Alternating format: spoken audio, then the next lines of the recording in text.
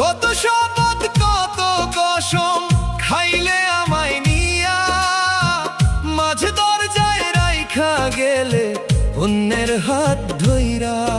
ওরে অন্যরে আপন করলি রে,